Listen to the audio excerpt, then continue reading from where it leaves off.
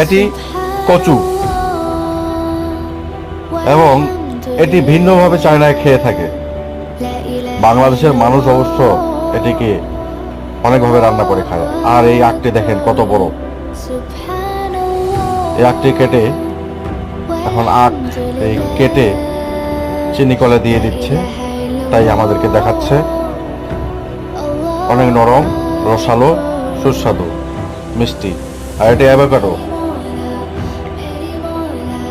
অ্যাভোকাডোটি দেখেন, ওয়াও। এটি হলো পাইন নাট। এই যে দেখেন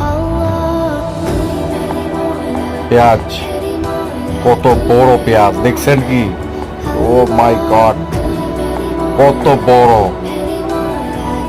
আর এটি অরেঞ্জ, কমলা লেবু। ভিডিওটি সবাই লাইক, কমেন্ট, শেয়ার করে